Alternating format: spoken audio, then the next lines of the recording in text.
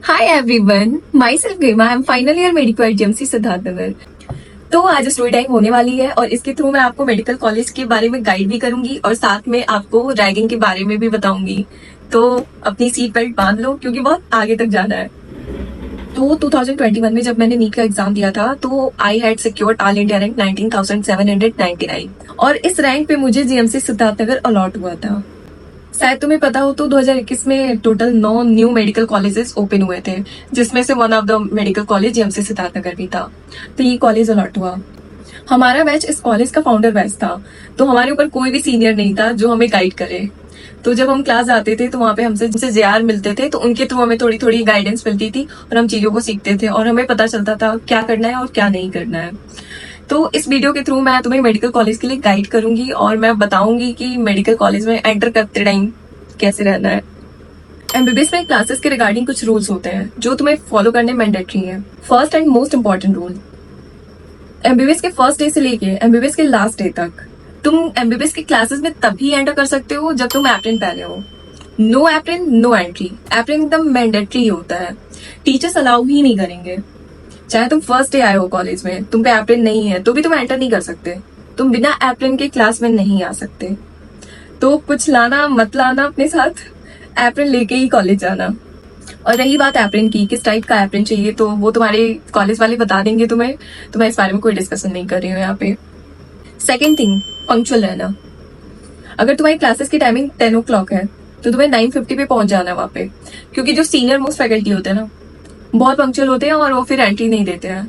फिर तुम कुछ भी कर लो एंट्री तो नहीं मिलेगी तुम्हें। तो पंक्चुअल रहना क्लासेस को लेके। अब बात करते हैं ड्रेस कोड के बारे में। तो यहाँ पे कोई पर्टिकुलर ड्रेस कोड नहीं है, लेकिन बॉयज के लिए फॉर्मल शर्ट एंड पैंट और साथ में फॉर्मल शूज, और गर्ल्स के लिए है कुर्ती और साथ में लेगिंग्स और साथ में नीचे वैली। तो ये फर्स्ट ईयर में ये पहनना होता है। अब बात करते हैं बुक्स के बारे में। तो फर्स्ट ईयर में टोटल 3 सब्जेक्ट होते हैं, एनाटॉमी, फिजियोलॉजी एंड बायोकेमिस्ट्री। और मैं तो यही सजेस्ट करूंगी कि पहले से बुक परचेस मत करना। तो अगर तुम किताबी कीड़ा हो, तुम्हें बुक्स लेनी ही लेनी है, तो इसके लिए तुम क्या करना, पहले तुम कॉलेज जाओ, वहाँ की लाइब्रेरी में बुक्स रखी होती है, वहां से उठाओ और देखो कौन सा ऑथर तुम्हें समझ आ रहा है, फिर उस बेसिस पे तुम डिसाइड करो बुक्स परचेस करो। तो मैं तो यही सजेस्ट करूंगी, बाकी तुम पे है तुम्हें बुक्स लेनी है कि नहीं लेनी है। अब बात करते हैं स्टडी प्लेटफॉर्म के बारे में। तो एमबीबीएस के लिए बहुत सारे प्लेटफॉर्म है, मेनली जो मुझे पता है वो बताती हूँ मैं। मैरो, प्रेपलेटर, अनअकैडमी, पीडब्ल्यू, ये सारे प्लेटफॉर्म है। मोस्टली मेडिकोस तो मैरो या फिर प्रेपलेटर, इन दोनों में से कोई एक प्लान परचेस करते हैं। तो ये तुम डिसाइड करोगे कि तुम्हें कौन सा प्लान परचेस करना है। तुम्हें अलग से कुछ परचेस करने की जरूरत नहीं है। जो तुम स्टडी प्लेटफॉर्म परचेस करोगे उसके साथ एडिशनल टेक्स्ट बुक मिल जाएगा, तो पूरे साल वही पढ़ना होता है।